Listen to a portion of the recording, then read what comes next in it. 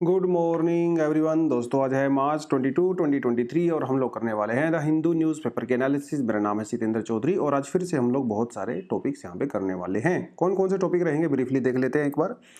तो पहला जो टॉपिक रहेगा वो तो आज वर्ल्ड वोटर डे है, तो न्यूज़पेपर वगैरह में तो इसको कवर किया नहीं गया है, ये तो आपके लिए अलग से होगा, इसके बारे में थोड़ा सा बात करेंगे। इंटरपोल के बारे में बात करेंगे। इंटरपोल की जो फुल फॉर्म होती है वो होती है इंटरनेशनल पुलिस, तो इसके बारे में थोड़ा सा बात करना जरूरी है। कॉन्स्टिट्यूशनल बेंच और इलेक्टोरल बॉन्ड के बीच में क्या रिलेशन है, अभी डिमांड क्यों कही गई है, थोड़ा इसके बारे में जानेंगे। रिपीटेड सा टॉपिक है तो ज्यादा फोकस इस पर मैं नहीं करूंगा आज। डेथ पेनल्टी बाय हैंगिंग, ये भी सुप्रीम कोर्ट से बड़ी अच्छी सी डेवलपमेंट हुई है, तो थोड़ा सा बात करेंगे। भाई इंडिया में जो फांसी की सजा दी जाती है वो मतलब फांसी की सजा क्यों दी जाती है, डेथ पेनल्टी के दूसरे तरीके भी तो हो सकते हैं, तो उसके बारे में बात करेंगे। आईएमएफ किस तरह से फंडिंग प्रोवाइड करवाता है और आईएमएफ ने फाइनली श्रीलंका को फंडिंग प्रोवाइड करवा दी गई है, इसके बारे में थोड़ा बात करेंगे। वेस्ट टू एनर्जी प्लांट क्या होता है, काफी इंपॉर्टेंट टॉपिक लगा मुझे जीएस पेपर 3 के पर्सपेक्टिव से, आप इसको जरूर करें, थोड़ा हम लोग अच्छे से करेंगे इसको आज के टेक्स्ट सेक्शन से। और चाइना के अंदर एक नया कॉन्फ्रेंस हुआ है, उस कॉन्फ्रेंस में वर्ल्ड सिक्योरिटी, ग्लोबल सिक्योरिटी के बारे में क्या कहा गया है उसके बारे में बात करेंगे। चलिए, तो भैया आज वर्ल्ड वोटर डे है। 22 मार्च को हर साल ये दिन मनाया जाता है।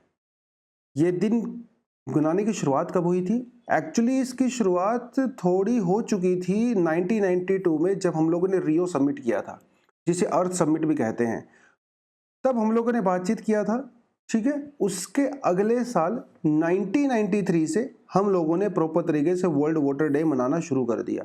तो अगर कोई आपसे पूछे कि भैया इसका ईयर कौन सा है, तो आप इसको 1993 ही बोलोगे। तब से लेके हर साल ये किया जाता है। और ये जो वर्ल्ड वोटर डे है, हर साल इसकी एक अलग थीम होती है। आजकल यूपीएससी ने थीम्स वगैरह पूछना बंद कर दिया, लेकिन एक टाइम में हुआ करता था 4-5 साल पहले, यूपीएससी रेगुलरली कुछ ना कुछ थीम पूछ लिया करता था। तो यू नेवर नो, अनएक्सपेक्टेड है भाई, यूपीएससी कुछ भी पूछ सकता है दोबारा से। इस साल की जो थीम है वो है एक्सेलरेटिंग चेंज। और ये जो वर्ल्ड वोटर डे है, हमारा जो सस्टेनेबल डेवलपमेंट गोल है 6, कहता है water and the sanitation for all by 2030। ठीक है, ये थोड़ा आपको पता होना चाहिए। सस्टेनेबल डेवलपमेंट गोल की जो टाइम पीरियड है वो रहता है 2015 से लेके 2030 तक का। ठीक है, चलिए जी, अगला टॉपिक करते हैं जो मेन टॉपिक है। ये मैंने ऊपर इंक्लूड नहीं किया था क्योंकि रिपीटेड है, बट हल्का को बता देता हूँ।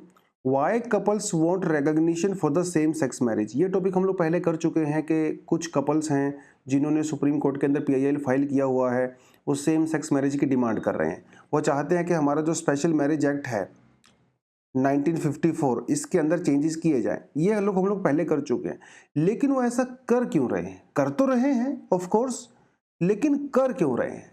कारण क्या है भाई सेम सेक्स मैरिज की कितनी ज्यादा डिमांड हो रही है? देखिए, अभी इंडिया में सेम सेक्स मैरिज लीगल रूप से एक्सेप्टेड नहीं है, लेकिन बहुत सारे gay couples, lesbian couples, LGBT community के कुछ लोग जो पार्टनर्स होते हैं आपस में, वो कई सालों तक एक दूसरे के साथ रहते हैं एज अ पार्टनर।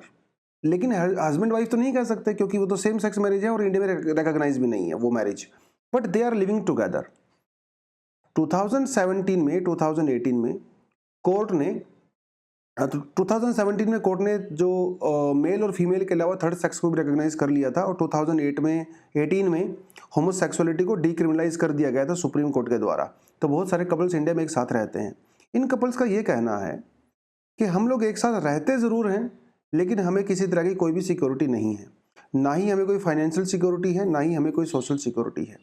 जबकि जो मैरिड कपल्स होते हैं, हस्बैंड वाइफ होते हैं, उनको कई तरह की सुविधाएं दी जाती हैं।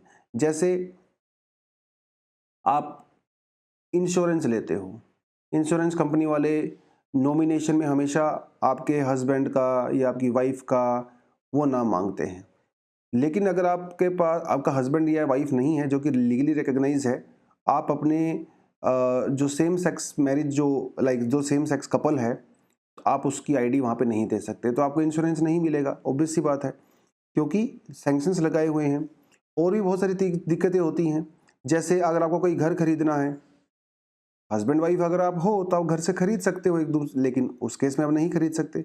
मेडिकल इंश्योरेंस लेना हो, जॉइंट बैंक अकाउंट ओपन करवाना हो, इनहेरिटेंस यानी कि जो प्रॉपर्टी राइट्स होते हैं, वीज़ा एप्लीकेशन अगर आपको लगवानी होती है, उस केस में दिक्कतें आती हैं, क्योंकि सेम सेक्स मैरिज को लीगली रिकॉग्नाइज नहीं किया गया है जैसे दूसरे हस्बैंड और वाइफ होते हैं। तो ये हैं बहुत सारी समस्याएं। उसके अलावा और भी कई सारी चीज़ें हैं थोड़ी बहुत, जैसे घर खरीदना है अगर आपको, इन्होंने एग्जांपल भी दिया है यहाँ पे। एक आईटी प्रोफेशनल है इंदर वात्रे जी, जिन्होंने पीएल डाला है सुप्रीम कोर्ट में। इनका कहना है कि भाई कुछ समय पहले इन्होंने मुंबई में घर खरीदा था, लेकिन वो जो घर का जो को ओनरशिप है वो इनके पार्टनर नहीं बन पाए, इनके ब्रदर को जो है अपने डॉक्यूमेंट सबमिट करवाने पड़े, ब्रदर को, पार्टनर को नहीं। अब होगा क्या, जब मान लो इनकी अनफॉर्चुनेट डेथ हो गई, सडन डेथ हो गई, तो इनके पार्टनर को कुछ भी नहीं मिलेगा प्रॉपर्टी में हिस्सा, क्योंकि वो लीगल तौर पे रिकॉग्नाइज नहीं किए गए हैं। उसके अलावा जैसे प्रोविडेंट फंड होते हैं, मेडिकल इंश्योरेंस होगा, आपको मैंने ऑलरेडी बता दिया है। तो ये कुछ दिक्कतें तो हैं, खैर यहाँ पे ऐसी बात नहीं है, ठीक है, क्योंकि कोई पुलिस और लीगल प्रोटेक्शन भी नहीं है। जैसे अगर आप देखें सरोगेसी वाले केस में क्या होता है, सरोगेसी या फिर IVF का जो केस होता है, इसमें लेस्बियन कपल को आप बच्चा नहीं कर सकते। लेस्बियन अगर कपल हैं, दो वीमेन हैं, तो वो IVF से या सरोगेसी से बच्चा नहीं उनको अलाउड है, क्योंकि वो लीगली रिकॉग्नाइज नहीं है। तो क्या वो दुनिया जिंदगी भर जो है बच्चे के बिना रहेंगे? अब ये बड़ा सवाल है। आप और चीज़ देख लीजिए, जैसे अडोप्टेड होते हैं कुछ बच्चे, अडोप्ट, अब जैसे मेल या फीमेल है, हस्बैंड वाइफ है, इन्होंने एक बच्चे को अडोप्ट कर लिया, अब मान लो बाद में ये सेपरेट हो गए, तो उस केस में उस बच्चे को कई सारे लीगल कानून अधिकार दिए गए हैं। लेकिन अगर सेम सेक्स कपल अगर वो सेपरेट हो जाते हैं बच्चा अडॉप्ट करने के बाद, हालांकि वो बच्चा अडॉप्ट नहीं कर पाते, उसमें अलग ही दिक्कतें आती हैं, बट फिर भी मान लो अडॉप्ट कर लिया और कुछ साल बाद वो सेपरेट हो गए, उस केस में उस बच्चे की जॉइंट कस्टडी का कोई ऐसा प्रोविज़न नहीं है। तो बहुत सारी दिक्कतें हैं। तो सुप्रीम कोर्ट से एक बड़ी एक्सपेक्टेशंस हैं इनको, और लेट्स होप कि ये सुप्रीम कोर्ट इसमें ऐसा डिसीजन ले कि एक तो हमारी जो वैल्यूज़ हैं, जो हमारी यही कॉन्स्टिट्यूशनल वैल्यूज़ भी समझिए, या फिर हमारी जो कस्टम्स हैं, ट्रेडिशंस हैं, उनके साथ भी चले, बहुत ज़्यादा डिस्टर्बेंस भी ना करे, और इनको इनका अधिकार भी मिले। बेसिकली वो बीच वाला रास्ता कुछ ना कुछ निकालने की ज़रूरत है। सरकार तो खैर इस चीज़ को सपोर्ट नहीं कर रही है, सेम सेक्स मैरिज को, बट सुप्रीम कोर्ट का देखना रहेगा इसमें क्या यहाँ पे स्टैंड रहता है। चलिए, CBI explores options to restore Interpol notice against Choksi. तो भैया मेहुल चोकसी के बारे में कौन नहीं जानता आज के टाइम में। इनके ऊपर तो नेटफ्लिक्स की एक वेब सीरीज़ भी पूरी बन चुकी है, जिसके अंदर इन्होंने भी पार्टिसिपेट, मतलब इनका नाम लेके सब वो सब हुआ है, बैड मनी। तो इनके खिलाफ जो है इंटरपोल ने रेड नोटिस दिया हुआ था, ठीक है, और उस रेड नोटिस को अभी हटा लिया गया है। तो CBI का ये कहना है कि वो दोबारा से इंटरपोल को रेड नोटिस इशू करने के लिए बोल सकते हैं, क्योंकि इंटरनेशनल पुलिस एक 194 कंट्रीज़ की एक कंबाइंड पुलिस मानी जाती है इंटरनेशनली। हालांकि इसका कोई बहुत बड़ा रोल नहीं होता है, बट स्टिल फ्रांस के अंदर जो है इसका हेडक्वार्टर माना जाता है। और जैसे इंडिया का जो CBI है वो एक डेजिग्नेटेड ऑर्गेनाइजेशन है, जो कि एज अ इंडिया की तरफ से रिप्रेजेंटेटिव है इंटरपोल के अंदर, ठीक है, क्योंकि national central bureau of India को, CBI को as a national central bureau of India की तरफ से इसको डेजिग्नेट किया गया है इंटरपोल के अंदर, ठीक है। Each of the member countries host and Interpol national central bureau, जैसे इंडिया में CBI करता है, ठीक है। उसके अलावा इंटरनेशनल जो क्रिमिनल पुलिस ऑर्गेनाइजेशन है Interpol is an intergovernmental organization that helps coordinate with the police force of 194 countries, ठीक है। ये थोड़ा आपको पता होना चाहिए ये कैसे काम करता है, कैसे काम नहीं करता है, इसके बारे में कोई खास क्लैरिटी है नहीं। अगर भैया ये अच्छे से काम कर रहा होता तो कोई क्रिमिनल भाग ही नहीं सकता था, राइट।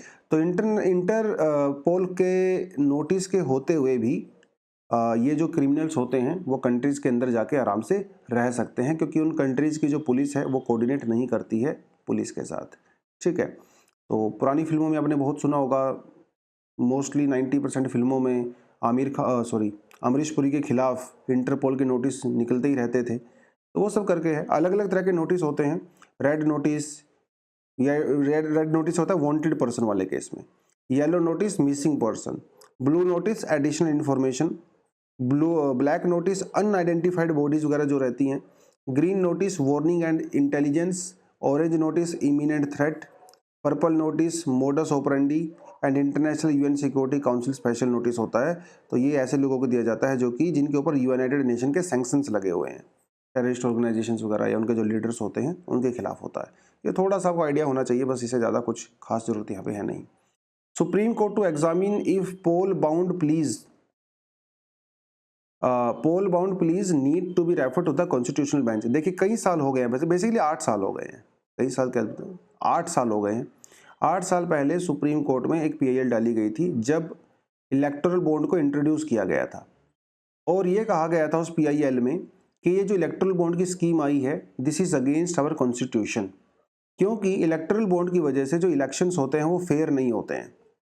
तो सुप्रीम कोर्ट को ये रिक्वेस्ट किया गया था कि इलेक्टोरल बॉन्ड वाली जो स्कीम है इसे पूरी तरह से नल एंड वॉइड डिक्लेयर कर दिया जाए अंडर जुडिशियल रिव्यू। वो केस चलते चलते भैया 8 साल हो गए हैं, और 8 साल के बाद अभी ये डिमांड की गई है कि क्यों ना सुप्रीम कोर्ट एक कॉन्स्टिट्यूशनल बेंच बनाए। कॉन्स्टिट्यूशनल बेंच का मतलब ये होता है दोस्तों जिसके अंदर इस बेंच के अंदर 5, 7, 9, 11 और 13 जज होते हैं, उसे कॉन्स्टिट्यूशनल बेंच कहते हैं। तो ये बनता है पूरे का पूरा मामला। क्योंकि अभी कर्नाटका में इलेक्शन होने वाले हैं तो डिमांड की जा रही है कि कर्नाटका से पहले, इलेक्शन से पहले कुछ ना कुछ किया जाए, क्योंकि इनका ये मानना है कि जो इलेक्टोरल बॉन्ड्स होते हैं और भाई वो बड़े खतरनाक हैं। क्योंकि इलेक्टोरल बॉन्ड की वजह से क्या होता है, अनोनिमस डोनेशंस होती हैं। पॉलिटिकल पार्टी को कोई भी इंसान वोटिंग पैसा दे सकता है जिससे हम उसको आइडेंटिफाई नहीं कर सकते। यार सीधी सी बात है भाई, डेमोक्रेसी है तो डेमोक्रेसी की तो ट्रांसपेरेंसी होनी ही चाहिए। कौन किसको पैसा दे रहा है, कितना पैसा दे रहा है, कोई पता ही नहीं है। तो इसकी वजह से कहा जा रहा है कि बहुत सारी ब्लैक मनी वगैरह भी यहाँ पे जनरेट होने के चांसेस होते हैं। तो ये इन्होंने कुछ यहाँ पे कहा है, ये जो open floodgate to the unlimited political donation. देखिए अनलिमिटेड पॉलिटिकल डोनेशन नहीं होनी चाहिए, एक लिमिटेशन उसके ऊपर डेफिनेटली होनी चाहिए, राइट। तो ये कुछ इन्होंने कहा है। 2016 में जो हमारा फाइनेंस एक्ट है उसको अमेंडमेंट किया गया था जब हम लोग इलेक्ट्रल बॉन्ड लेके आए थे, और उसके साथ साथ foreign contribution regulation act FCRA 2008-10 इसको भी अमेंड किया गया था। और जो फॉरेन कंपनीज हैं, देखिए पहले क्या होता था, इंडिया की पॉलिटिकल पार्टीज को फॉरेन कंपनीज डोनेट नहीं कर सकती थी पैसा, लेकिन भैया 2016 के बाद जब नई सरकार आई इन्होंने क्या कहा, ऐसी फॉरेन कंपनीज जिनकी सब्सिडरी इंडिया के अंदर है वो भी पॉलिटिकल पार्टीज को फंडिंग कर सकती हैं। मतलब विदेशी कंपनियों का इन्फ्लुएंस भी अभी हमारी पॉलिटिकल पार्टी के अंदर हो सकता है। ये हैं कुछ कुछ चीज़ें जो इन्होंने यहाँ पे कही हैं। उसके अलावा एक आरटीआई फाइल की गई थी। आरटीआई में ये कहा गया कि 2017-18 से लेके अभी तक हमारे देश में जो इलेक्टोरल बॉन्ड हैं उनको रिलीज करने में लगभग 8 साढ़े 8 करोड़ रुपए का खर्चा आ चुका है। कम से कम 2 करोड़ रुपए उनको प्रिंट करने में खर्चा हुआ है, ठीक है। और अब तक जो है 7 लाख के लगभग, मतलब 6.25 लाख इलेक्टोरल बॉन्ड को प्रिंट किया गया है, और ये जिनकी वैल्यू है। तो ये थोड़ा थोड़ा सा आप जो है इस चीज़ को देख सकते हो। इसके लिए एक अलग से कंटेंट मैंने डाला हुआ है जो कि पुराना कंटेंट है, नया नहीं है, आपके पास पहले से होगा ही ऑफ कोर्स अगर आप एनालिसिस देखते हैं। अगर एनालिसिस नहीं देखते हैं, नए स्टूडेंट हैं, तो ये PDF आप डाउनलोड कर सकते हो, नीचे डिस्क्रिप्शन में आपको लिंक दे दिया जाता है। इलेक्टोरल बॉन्ड क्या होता है, ये इलेक्टोरल बॉन्ड इशू किए जाते हैं, इसकी मिनिमम जो रेंज होती है वो 1000 रुपये होती है, उसके बाद 10,000 रुपये, 1 लाख रुपये, 10 लाख रुपये और 1 करोड़ रुपये, ठीक है। इसकी वैसे कोई मैक्सिमम लिमिट नहीं है। ये सिर्फ और सिर्फ SBI बैंक में ही इशू किए जाते हैं। अगर आप इंडिविजुअल पर्सन हो या कोई आप कंपनी हो तो आप इन बॉन्ड्स को खरीद सकते हो SBI के ऑफिस से, मतलब SBI के बैंक से। तो होता क्या है, मान लो आपके पास 10,000 रुपये हैं, आपको डोनेट करना है बीजेपी को। ये जो इलेक्टोरल बॉन्ड हैं वो SBI के बैंक के पास होते हैं। आप जाइए इस SBI में 10,000 रुपये जमा करवाइए और आप इस बॉन्ड को SBI से खरीद लीजिए। इस बॉन्ड को जाके बाद में आप बीजेपी की ऑफिस में जाके जमा करवा दीजिए, उनके पास चला गया। अब इस बॉन्ड के ऊपर आपका कोई नाम पता नहीं होता है। हाँ, SBI के पास होता है क्योंकि आपको वहाँ पे ड्राफ्ट बनवाना पड़ता है, लेकिन इस बॉन्ड के ऊपर कोई नाम नहीं होता। अब आप इस बॉन्ड को जाइए बीजेपी की ऑफिस से लेके, बीजेपी वाले क्या करेंगे, इसको बाद में बैंक में जाएंगे और उसको कैश करवा लेंगे। उनको पैसा मिल गया, आपने डोनेट कर दिया। अब बाद में जो है नेताजी को फ़ोन करके बोल देते हो कि साहब मैंने ये डोनेशन दिया है, वो मेरा ख्याल रखना जब आप इलेक्शन जीत जाओगे, है ना। इस तरह की चीज़ें होती हैं। ये जो है आपको थोड़ा पता होना चाहिए। सिर्फ और सिर्फ SBI को ही यहाँ पे किया जाता है। ठीक है जी, चलिए डोनर का नाम, और यहीं पे सारी दिक्कत है बेसिकली कि भाई बॉन्ड के ऊपर डोनर का नाम होना चाहिए, डेमोक्रेसी है, ट्रांसपेरेंसी होना चाहिए। सरकार ने कहा नहीं नहीं, ऐसा कुछ भी नहीं है। इवन जब इसको पार्लियामेंट में इंट्रोड्यूस किया गया था, इसको as a money bill introduce किया गया था। ठीक है, चलिए। Supreme court bench seeks data on alternatives to the hanging. अब भाई सुप्रीम कोर्ट का ये कहना है कि जो हैंगिंग, देखिए इंडिया में जो डेथ पेनल्टी दी जाती है वो हैंगिंग से दी जाती है। ठीक है, हमारे यहाँ पे कानून है 354(5) of the code of criminal procedure, जिसके तहत किसी को जब फांसी दी जाती है तो कहा जाता है to be hanged by the neck till he is dead. उसको तब तक लटका के रखिए जब तक उसकी मृत्यु नहीं हो जाती फांसी के ऊपर, फांसी का जो फंदा होता है। क्या अमेरिका में भी ऐसे ही दी जाती है? बिल्कुल भी नहीं। अमेरिका में जो तरीका है डेथ पेनल्टी देने का वो होता है भैया इंजेक्शन के थ्रू। तो लीथल इंजेक्शन दिया जाता है, जहर का इंजेक्शन दिया जाता है, और ऐसा माना जाता है कि उस लीथल इंजेक्शन से वो जो क्रिमिनल होता है ऑफ कोर्स, तो उसकी धीरे धीरे डेथ हो जाती है नींद में और उसको पता भी नहीं चलता है। ठीक है, तो क्या फांसी की सजा एक इनह्यूमन तरीका है? इससे पेन होती है, दर्द होता है, और जो इंसान है उसकी जो मौत होती है वो डिग्निफाइड तरीके से नहीं होती। इसके ऊपर जो है विचार विमर्श किया जा रहा है। हालांकि मोस्टली एक्सपर्ट्स का ये कहना है कि hanging is closest to painless death. Hanging से पेन नहीं होता, ऐसा मानना है मोस्टली लोगों का। लेकिन क्या इंजेक्शन भाई फुल प्रूफ है जो अमेरिका में लगाया जाता है? ऐसा भी नहीं है। कई बार ऐसा देखा गया है अमेरिका में जिसको इंजेक्शन लग रहा है वो पेशेंट एक्चुअली पेन के अंदर होता है। जरूरी नहीं है कि वो इंजेक्शन उसके ऊपर काम करे। कई केस में ऐसा देखा गया है कि जो इंसान थोड़े हैवी होते हैं, मतलब वेट उनका ज़्यादा होता है, उस केस में वो भी पेनलेस डेथ नहीं होती।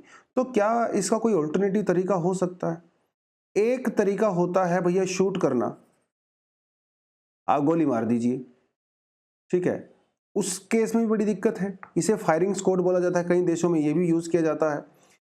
कई बार भाई आप दिल में गोली मारते हो, सिर में नहीं मारते हो गोली, वो एक अलग चीज है। आप दिल पे गोली मारते हो, हार्ट पे मारते हो, तो उसका ये कहना है कि कभी कभी अगर गोली मिस होगी तो क्या होगा, फिर तो उस आदमी को बेचारे की धीरे धीरे जो है खून निकलने से ही डेथ हो जाएगी। ये तो क्या ये तरीका बार्बरिक है, इनह्यूमन है और क्रूअल है? फायरिंग स्क्वाड करना, लीथल इंजेक्शन देना, या फिर फांसी पे लटकाना। इंडिया में तो फांसी पे ही लटकाया जाता है, अभी तक तो यही चलता आ रहा है। ठीक है, ये कुछ कुछ चीज़ें इन्होंने यहाँ पे कही हैं। तो जो कुछ साइंटिफिक कम्युनिटीज़ हैं, एक्सपर्ट्स हैं, स्टेट गवर्नमेंट्स हैं, उनसे अभी जो है सलाह मशवरा किया जा रहा है कि भाई कैसे करें। सुप्रीम कोर्ट ये नहीं कह रहा कि डेथ पेनल्टी को हटाएंगे, नहीं, वो ये कह रहा है कि डेथ पेनल्टी रखेंगे, लेकिन जिस आदमी को डेथ पेनल्टी दी जाती है उसके लिए हम लोग एक बेटर तरीका निकाल सकते हैं क्या? क्वेश्चन पूछा जा रहा है, क्या डेथ के अलावा कोई दूसरा तरीका है कि पेनलेस डेथ हो सके? पेनलेस, देखिए स्टेट को कोई अधिकार नहीं है किसी की जान लेने का, है ना। जब स्टेट को अधिकार नहीं है किसी को जान देने का, तो जान लेने का भी अधिकार नहीं है। वो तो सोसाइटी को लॉ एंड ऑर्डर से चलाने के लिए, प्रॉपर तरीके से मैनेज करने के लिए ये सब चीज़ें निकाली जाती हैं। इसलिए कोशिश की जाती है कि जिस इंसान को डेथ पेनल्टी दी जा रही है उसकी जो मृत्यु है वो शांतिपूर्ण तरीके से हो सके। Amid protest Rajasthan becomes first state to pass right to health bill. ये हम लोगों ने परसों टॉपिक बड़े अच्छे से किया था। तो राजस्थान के अंदर भैया राइट टू हेल्थ बिल को पास कर दिया गया है। बहुत सारे डॉक्टर्स जिनके प्राइवेट हॉस्पिटल्स थे, प्राइवेट प्रैक्टिस करते थे, 2-3 दिन से सड़कों पे थे, भयंकर प्रोटेस्ट हो रहा था। वो डिमांड कर रहे थे कि ये बिल पास ना हो। उसके बावजूद भी बिल को पास कर दिया गया है राजस्थान की लेजिस्लेटिव असेंबली के अंदर। अब ये बिल ऐसा क्या कहता है, क्या नहीं कहता, हम लोगों ने बात किया था। बिल ये कहता है कि भाई राजस्थान में रहने वाला कोई भी इंसान, आप सरकारी हॉस्पिटल में जा सकते हो, आप प्राइवेट हॉस्पिटल में जा सकते हो। अगर आपको इमरजेंसी है तो आपका इलाज करवाया जाएगा मुफ्त मुफ्त मुफ्त। ठीक है जी, कोई दिक्कत नहीं है, आप आराम से इलाज करा के घर जाइए और आराम से रेस्ट करिए। प्राइवेट हॉस्पिटल वालों का ये कहना है भाई ये क्या बात हुई, हम कोई चैरिटी थोड़ी कर रहे हैं। अगर हम लोग चैरिटी कर रहे होते, आप हमसे रेंट क्यों लेते हो, हमसे टैक्स क्यों लेते हो, है ना। वो तो सारी चीज़ें हमसे ले रहे हो as a private business. Private hospital से वो सारे टैक्स वसूले जाते हैं जो कि प्राइवेट बिजनेस से किए जाते हैं। तो भाई जब हम लोग चैरिटी नहीं कर रहे हैं, इट्स अ प्रॉपर बिजनेस। तो फिर आप हमें ऐसे क्यों ट्रीट कर रहे हो? ठीक है, तो ये कुछ कुछ चीज़ें हैं जो जिसकी वजह से प्रोटेस्ट हो रहे थे, बट पास कर दिया गया है तो कर दिया गया है। चलिए, पहला स्टेट बन गया है राजस्थान इंडिया में, ऐसा पूछा जा सकता है। IMF clears 3 billion bail out for the Sri Lanka. तो फाइनली श्रीलंका को पैसा मिल गया है, $3 बिलियन। बड़ा काफ़ी अमाउंट होता है भैया, 1 बिलियन के अंदर 100 करोड़ होते हैं, तो $300 करोड़ मिल गए हैं। 1 बिलियन आप ये समझ लीजिए कि लगभग 8,000 करोड़ रुपए का पड़ता है, तो 24,000 करोड़ मिल गया है श्रीलंका को। ये जो पैसा दिया गया है वो एक खास मेथड के थ्रू दिया गया है जिसका नाम होता है extended fund facility. Last to last year UPSC में यहाँ से क्वेश्चन था एक्सटेंडेड फंड फैसिलिटी से। तो ये एक तरीका होता है एक्सटेंडेड फंड फैसिलिटी। और भी तरीके होते हैं, यस, क्योंकि श्रीलंका डिफॉल्ट हो गया था, वो सारी चीज़ें। और कौन से तरीके होते हैं फंडिंग करने के, तो इस चीज़ पे मैं ज़्यादा नहीं जाऊँगा। ठीक है, इंडिया, चाइना, जापान, ये 3 कंट्री सबसे ज़्यादा क्रेडिट दे रही थी, IMF से डिमांड हो रही थी, इस पर मैं ज़्यादा नहीं जाऊँगा। कौन कौन से तरीके होते हैं जिसके थ्रू IMF कंट्रीज़ को हेल्प करता है, उनको पैसा देता है।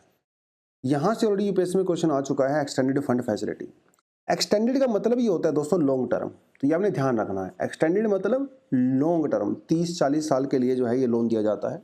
बहुत ही कम रेट इंटरेस्ट पे इसको दिया जाता है और ये काफ़ी फ्लेक्सिबल लोन होता है। टाइम टू टाइम इसकी जो रीपेमेंट की टर्म्स होती हैं वो भी चेंज कर दी जा सकती हैं। मतलब ये आप ये समझिए लगभग फ्री जैसा होता है।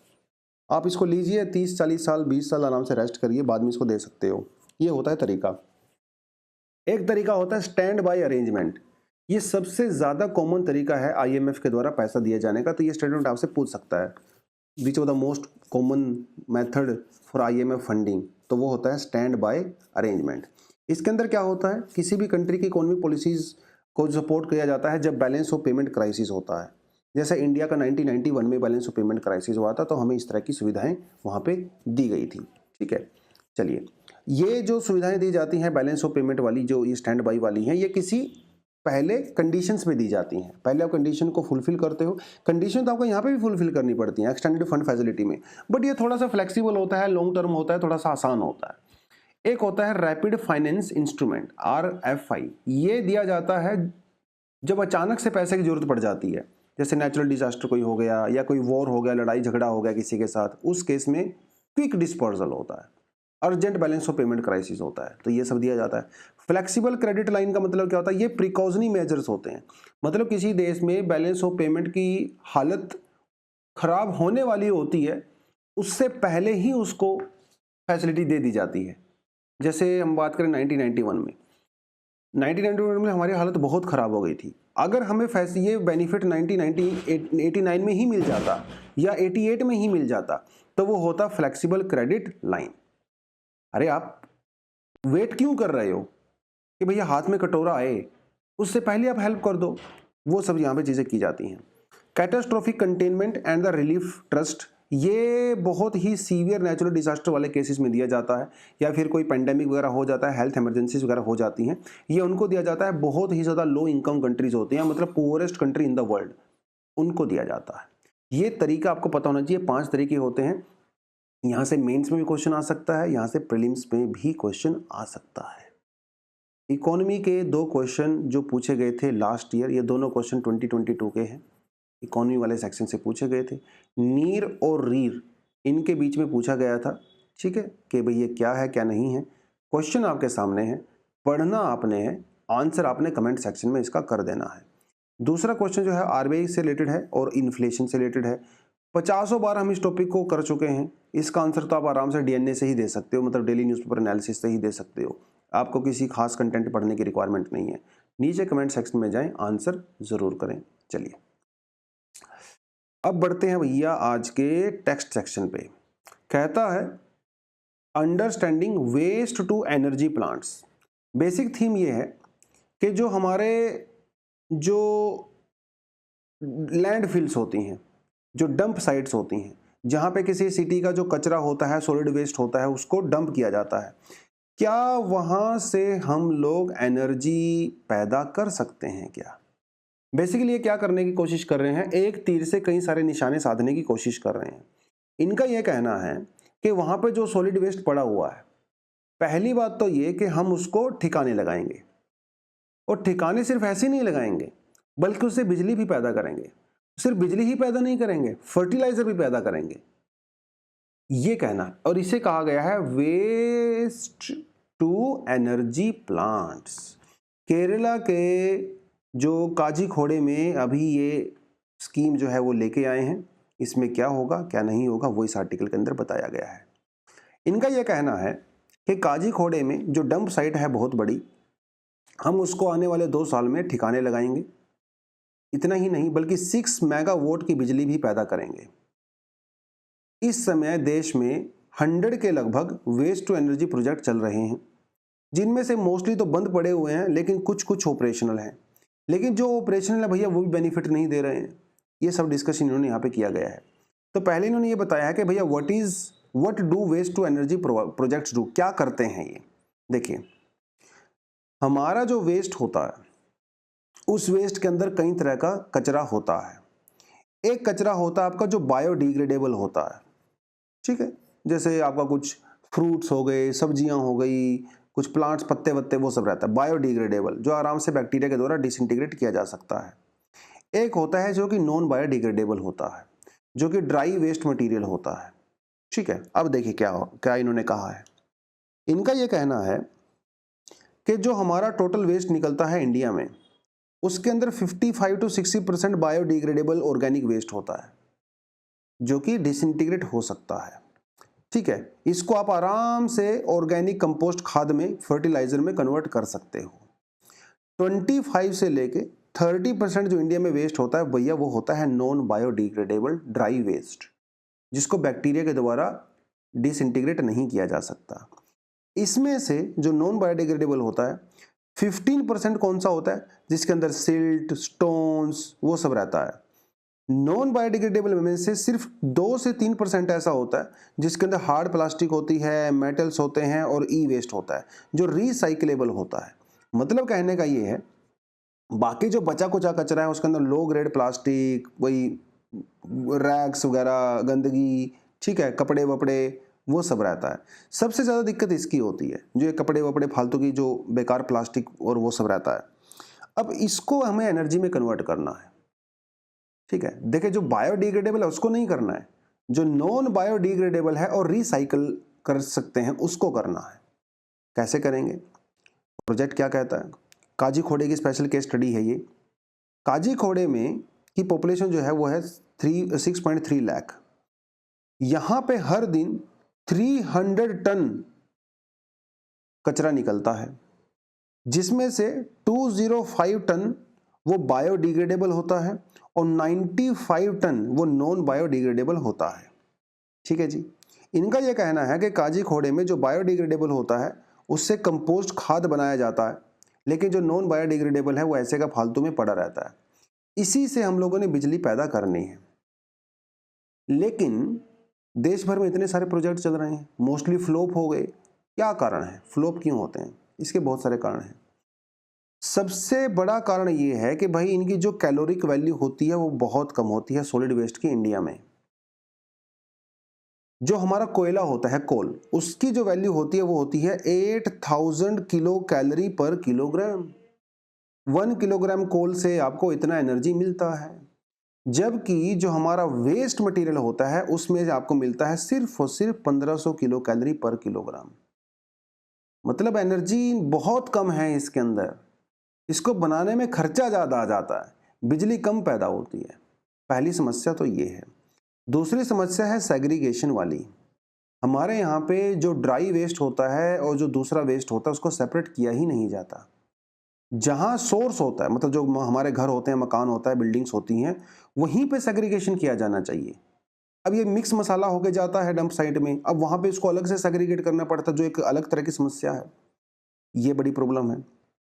इस नॉन सेग्रीगेशन की वजह से कैलोरिक वैल्यू ज़्यादा नहीं हो पाती। एक समस्या यहाँ पे है मॉइस्चर की। हमारा जो वेस्ट मटेरियल है जो बायोडिग्रेडेबल है उसके अंदर काफ़ी ज़्यादा मॉइस्चर होता है। तो जब ये मिक्स हो जाता है मॉइस्चर सारे का सारा, तो उसको सेपरेट करना बड़ा मुश्किल हो जाता है। इसकी वजह से जो है वो फ्लॉप हो जाते हैं। तीसरी बात, जो सबसे इम्पोर्टेंट बात है, ये जो वेस्ट मटेरियल होता है इससे बिजली पैदा करने में हमारा खर्चा आता है 7 to 8 रुपीज पर यूनिट, जो कि बहुत हाई कॉस्ट होती है। इसके कंपैरिजन में अगर आप देखें, coal, hydro electric, solar power, wind power, उसमें बिजली पैदा करने का खर्चा आता है मात्र 3 से 4 रुपए पर यूनिट। तो भाई ये तो बहुत महंगी बिजली हो गई, इसको आप कैसे खरीदोगे? अब फिर से बात घूम फिर के वही आ जाएगी कि गवर्नमेंट को सब्सिडी देना पड़ेगा। अब सब्सिडी तो फ्री में तो आएगी नहीं, तो वो भी आपको कहीं ना कहीं से तो पैसा निकालना ही पड़ेगा। तो ये जो है यहाँ पे कुछ समस्याएं हैं। तो फेल होने के कई सारे कारण हैं। आप प्रॉपर तरीके से असेसमेंट नहीं करते हो, जोश जोश में आके प्लांट खोल देते हो, बाद में वो फेल हो जाता है। बहुत ज़्यादा हाई एक्सपेक्टेशंस रखते हो। एक्सपेक्टेशन आपकी ये है कि मेरा IAS में रैंक 1 आएगा, मैं सुपरस्टार बन जाऊंगा। पढ़ाई करते हो आप सिर्फ 1 घंटा दिन में, उम्मीदें आपने बड़ी बड़ी बड़ी पाल रखी हैं। तो ये भी बड़ी समस्या भैया यहाँ पे। और इम्प्रॉपर करेक्टराइजेशन स्टडीज़, प्रॉपर तरीके से स्टडीज़ हम लोग नहीं करते, ग्राउंड रियलिटी को नहीं समझते, जोश जोश में खोल देते हैं। तो ये हैं कुछ समस्याएं जिसकी वजह से ये फ्लॉप होता है। तो how can the plant tackle challenges, कैसे कर सकते हैं? देखिए, 6 मेगावाट बिजली बनाने के लिए आपको कम से कम 150 टन डेली बेसिस पे आपको मटेरियल चाहिए। जब हम लोग काजी खोड़े की बात करते हैं तो वहां पे हमारे पास सिर्फ 50 टन है। तो 50 टन में कितनी पैदा होगी? Only 2 megawatt. काजी खोड़े वाले ये कह रहे हैं कि हम लोग 20 से 25 जो टन जो वेस्ट मटेरियल है वो हम लोग दूसरी छोटी छोटी सिटीज से ले आएंगे, तब भी 90 टन हुआ। इसमें भी जो है बहुत कम बनेगा। तो 6 मेगावाट का जो आपका टारगेट है ये तो आप वैसे भी अचीव नहीं कर पाओगे, क्योंकि 1 मेगावाट पैदा करने में आपको कम से कम 50 टन जो है डेली का आपको लग जाता है। तो ये कैसे करेंगे ये भगवान जाने, उन्होंने कहा है कैसे कुछ ना कुछ जुगाड़ निकाला होगा, हमें तो कुछ बताया नहीं। तो ये कुछ चीज़ें हैं। जो कैलोरिक वैल्यू है उसको आप इंक्रीज कर सकते हो, ठीक है। म्यूनसिपैलिटी को फुल सपोर्ट होनी चाहिए स्टेट गवर्नमेंट की और लोगों की, तभी जाके होता है। खाली म्यूनसिपैलिटी को गाली देने से कुछ नहीं होता है। ये कुछ चीज़ें जो है इन्होंने यहाँ पे मेंशन की हुई हैं, ठीक है। इन्होंने कहा है कि तीनों को साथ मिलकर बैठना पड़ेगा। तीनों को, 3 स्टेक होल्डर है यहाँ पे। पहला स्टेक होल्डर है वो है हमारी जो पावर डिस्ट्रीब्यूशन एजेंसीज हैं, ठीक है जी। दूसरा जो स्टेक होल्डर है वो है हमारी म्यूनसिपैलिटीज। तीसरा जो स्टेक होल्डर है वो है हमारी स्टेट गवर्नमेंट्स, ठीक है। तीनों जो, और एक और अभी आप बोल सकते हो स्टेट गवर्नमेंट की जगह आप बोल सकते हो जो पावर ऑपरेटर्स होते हैं, ठीक है। तीनों भैया, तीनों को मिलकर बैठेंगे तभी पार्टी होगी, और पार्टी होगी तो लोगों का भला भी होगा। तो ये कुछ जो है इस आर्टिकल के अंदर बताया गया है। चलिए, आज का ट्यूटोरियल जो मैंने इंक्लूड किया है वो तो बहुत छोटा सा आर्टिकल है। जब इसको मैंने पढ़ने बैठा था मुझे लगा कुछ दमदार चीज़ मिलेगी इसमें। हेलो दोस्तों, तो हम लोग करने वाले हैं डिस्कस आज का एडिटोरियल, क्योंकि आज के डीएनए में क्या हुआ, बाद में मेरे ख्याल से उसमें वॉइस नहीं था एडिटोरियल वाले सेक्शन में, तो आई थॉट कि इसको दोबारा से रिकॉर्ड कर देता हूँ। तो आज के एडिटोरियल में हम लोग क्या करने वाले हैं, an objective look at a China led framework. China led का मतलब है कि भाई जिसको चाइना ने लीड किया है, ये एक फ्रेमवर्क है। देखिए, लैंटीन के अंदर, चाइना में एक लैंटीन सिटी है, वहाँ पे एक फोरम कंडक्ट करवाया गया, एक मीटिंग कंडक्ट करवाई गई, जिसमें चाइना ने ये कहा कि भाई हम लोग ग्लोबल जो पीस इनिशिएटिव है उसको जो है आगे बढ़ाएंगे। इसे कहा गया global security initiative concept paper. तो ये चाइना ने बेसिकली एक डॉक्यूमेंट बनाया है जिसमें चाइना ने ये कहा कि चाइना कैसे ग्लोबल सिक्योरिटी को इंश्योर कर सकता है, ग्लोबल पीस को इंश्योर कर सकता है। ये अपने आप में ही कॉमेडी है, चाइना पीस की बात कर रहा है, लेकिन कोई बात नहीं। चाइना ने 5 ऐसे पिलर बताए हैं जो उसका कहना है कि वो फॉलो करेगा इंटरनेशनल सिक्योरिटी को मेंटेन करने के लिए। इसमें सबसे पहला आता है mutual respect, openness and inclusion, multilateralism, mutual benefit and holistic approach. China का जिस तरह से नियत है और जिस तरह की वो हरकतें करता है, ये पांचों मुझे फनी लगती हैं। इस आर्टिकल में भी एक्चुअली यही बताया गया है कि किस तरह से चाइना कहता कुछ और है, करता कुछ और है। पांचों के पांचों में चाइना एक को भी फॉलो नहीं करता। कैसे? पहली बात तो चाइना ने किया क्यों है ग्लोबल सिक्योरिटी इनिशिएटिव, क्या जरूरत पड़ी चाइना को? इनका यह कहना है कि भाई वो यूनाइटेड स्टेट्स की लीडरशिप को चैलेंज करना चाहता है। पहली बात तो ये। दूसरी बात ये, रशिया यूक्रेन क्राइसिस की वजह से रशिया की लीडरशिप के ऊपर सवाल खड़े हो गए हैं और नाटो की लीडरशिप, अमेरिका की लीडरशिप के ऊपर भी सवाल खड़े हो रहे हैं। तो जो डेवलपिंग कंट्री पहले इनको सपोर्ट किया करती थी, अभी बेचारी वो कन्फ्यूजन में है। तो ऐसी डेवलपिंग कंट्री एक ऑल्टरनेटिव लीडर ढूंढना चाहती हैं। चाइना उनको as a alternative leader provide कर सकता है। एक तो इन्होंने ये कहा कि ये रीज़न है इसको इंट्रोड्यूस करने का, ये जो ग्लोबल सिक्योरिटी इनिशिएटिव है। अब इन्होंने एक एक करके इन चीज़ों को डिस्कस किया है। क्या चाइना म्यूचुअल रिस्पेक्ट फॉलो करता है जो उसने उस पेपर के अंदर कहा है? इनका कहना है कि कतई भी रिस्पेक्ट नहीं करता। China does not believe in mutual respect. अरे भाई, म्यूचुअल रिस्पेक्ट के लिए आपको तो यूनाइटेड नेशन का चार्टर मानना पड़ेगा। चाइना तो यूनाइटेड नेशन का चार्टर मानता ही नहीं। यूनाइटेड हमारा जो आईसीजे है, इंटरनेशनल कोर्ट ऑफ जस्टिस है, उसने सीधा सीधा बोला है कि साउथ चाइना सी के अंदर चाइना ने इलीगल तरीके से टेरिटरी को ऑक्यूपाई कर रखा है। तो काहे का म्यूचुअल रिस्पेक्ट जब आप किसी की बात ही नहीं मानते, अपने पड़ोसी की बात नहीं मानते। आप इंडिया से पंगा लेते हो, फिलीपीन से पंगा लेते हो, वियतनाम से पंगा लेते हो, तो हमारी टेरिटोरियल इंटीग्रिटी और सॉवरेनिटी का आप रिस्पेक्ट नहीं करते हो और बातें कर रहे हो बड़ी बड़ी म्यूचुअल रिस्पेक्ट की। ये सब बकवास है, ऐसे इस आर्टिकल के अंदर कहा गया। शायद चाइना सी का एग्जाम्पल मैंने आपको दे ही दिया। दूसरी बात इन्होंने ये कहा कि भाई जो ओपननेस और इंक्लूजन की आप बात करते हो, ये तो आप मानते ही नहीं। साउथ चाइना सी में इतने सालों से ओपनली नेविगेशन हो रहा था, सब कर रहे थे शांतिपूर्ण तरीके से। आपसे वो देखा नहीं गया, आपने वहां पे इशू क्रिएट कर दिए।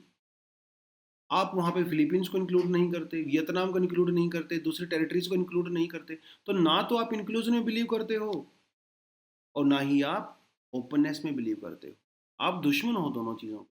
तो कहते कुछ और हो, कहते कुछ और। मल्टीलेटरल इंस्टीट्यूशन की तो आपको वैसे भी रिस्पेक्ट नहीं है। अगर इसकी रिस्पेक्ट होती, यूनाइटेड नेशन की बात आप मान लेते, दुनिया की बात आप मान लेते। आप तो खुद का ही जो है काम करते रहते हो। उसके अलावा म्यूचुअल बेनिफिट की क्या बात करते हो आप? म्यूचुअल बेनिफिट का मतलब ये होता है कि भैया थोड़ा फायदा तुम्हें होगा, थोड़ा फायदा मुझे होगा। म्यूचुअल बेनिफिट में आप अपने पार्टनर का फायदा पहले देखते हो, अपना फायदा बाद में देखते हो। लेकिन चाइना कुछ अलग करता है। जब हम लोग करते हैं बात बेल्ट एंड रोड इनिशिएटिव की, ऊपर ऊपर से देखने में ऐसा लगता है कि ये कोऑपरेटिव फ्रेमवर्क है, लेकिन अंदर सबको पता है चाइना को कोई फर्क नहीं पड़ता जिस देश में वो इन्वेस्ट कर रहा है। चाइना ऐसे फंड्स के अंदर इन्वेस्ट करता है जो कि अनसस्टेनेबल होते हैं। ठीक है, चाइना ताकि उनको बाद में जाके ब्लैकमेल कर सके। तो ये कौन सा म्यूचुअल बेनिफिट है, बताओ तो सही हमें। कोई म्यूचुअल बेनिफिट नहीं, right? China insisted on receiving larger share in a bid for the joint exploration of the resources with the Manila in the Philippines। ये क्या म्यूचुअल बेनिफिट की बात करते हो आप? फिलीपींस ने चाइना को प्रपोजल दिया था कि भाई झगड़ा झगड़ा बंद करते हैं, साउथ चाइना सी के अंदर दोनों भाई आधा आधा रिसोर्सेज बांट लेते हैं जो हमारे टेरिटरी के अंदर आता है। चाइना ने कहा नहीं नहीं, हम तो लार्जर शेयर लेंगे, तुम्हें थोड़ा सा हिस्सा देंगे।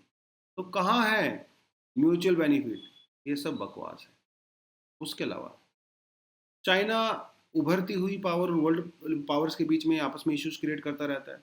यूएसए से सीधा सीधा पंगा लेता है ना चाइना। भारत के साथ भी पंगा लेता रहता है, कभी हमारे नॉर्थ ईस्ट में, अरुणाचल में, कभी हमारे लद्दाख में, है ना। तो इससे क्या नज़र आता है? इससे नज़र आता है उसका खुद का पावर इंटरेस्ट। तो भाई बातें करने से कुछ नहीं होता, है ना। वॉक द टॉक करना पड़ता है। आप सिर्फ वॉक करते हो, उसके ऊपर टॉक नहीं करते। टॉक करते हो, वॉक नहीं करते हो। You need to walk the talk. इस आर्टिकल के अंदर बेसिकली कहा गया है कि चाइना सिर्फ और सिर्फ ये दिखाना चाहता है कि वो वर्ल्ड लीडर बन गया है, जबकि जो पांचों पिलर्स हैं इनमें से वो एक को भी सेटिस्फाई नहीं करता। ये इस आर्टिकल के अंदर कहा गया। छोटा सा आर्टिकल था, वहाँ पे आवाज़ नहीं आ रही थी तो आई थॉट इसको दोबारा रिकॉर्ड कर देता हूँ। चलिए, आज के लिए इतना ही है। Thank you very much, all the best, जय हिंद।